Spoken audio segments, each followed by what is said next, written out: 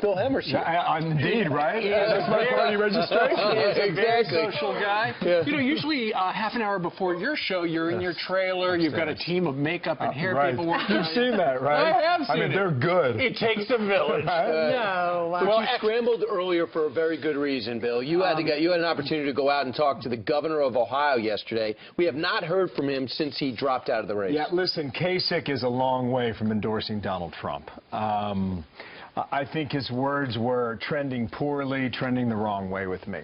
The reason why I think this is so significant, if you were in Philadelphia third week in July and the Democratic governor of Pennsylvania, Tom Wolf, did not endorse Hillary Clinton, that'd be a big story. Big story. If Rick Scott in 2012 in Tampa did not endorse Mitt Romney, we'd be all over it. Big story. So now you have a situation in Ohio. You know how critical the state is, and the governor says he is not on board today.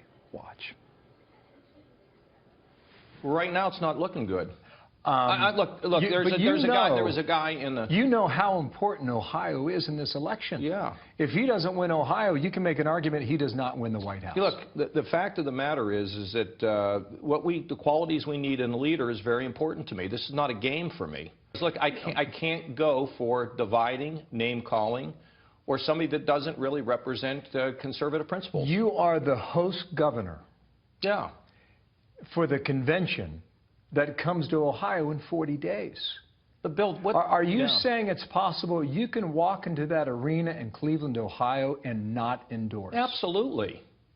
Of course. Look, I've been this way since I was in politics. I kind of call him the way I see him, and never more than today does a country need to be unified.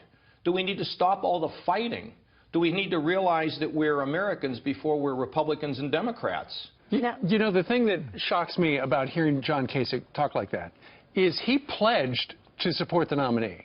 He promised he would support him, and now it's like, yeah, I wasn't really telling the truth, apparently. What's his reason, That's where we are now. The judge deal really ticked him off. And I said, okay, take that out of the equation. Say that never happened. Yeah. He said, all right, well, deportation, Muslim ban, foreign policy, nuclear weapons, conservative principles. The list is very long, and it is considerable. I don't know how they bridge this gap, but he says the ball is now in Trump's court. How? What is Trump supposed to do? They spoke 4 weeks ago. And Kasich sent him his two-pass speech and said, this is how I view America. So in other words, he's saying, if you want my endorsement, you've got to change Donald Trump. That's not going to happen. He did say that. He's got to change. Not going to happen. Now, the equation on Trump's team is I've reached out to them. I'm waiting to hear back. Okay, we'll see what they say. He was just in New Mexico 3 weeks ago criticizing the sitting governor in New Mexico, Susana Martinez, head of the RGA. Trump clearly does not believe he needs politicians in order to win this election. And we're going to find out whether he is right, and that would be historic, or whether or not he is dead wrong. Right. Well, you know, you hear some of these politicians, the establishment in Washington, that are saying they're criticizing Trump. And many people are asking, why are they coming out and criticizing them? Some people are saying because they don't want Trump to win, maybe because their jobs are at risk. But then when you hear Kasich saying this, he doesn't have anything to lose. He's already the governor of the state. He's not in Congress. But what about the betterment of the party? Well, I think if you look at the Trump spots that have aired, and you've seen them on our channel, you see them on Fox Business, he is saying to Republican politicians that I've seen your act for a very long time, and it's got to change. And that's the card he is playing. Now, would Kasich be on a short list for VP? I think clearly after this segment today that you'll see coming up at 9 o'clock that's far from the case.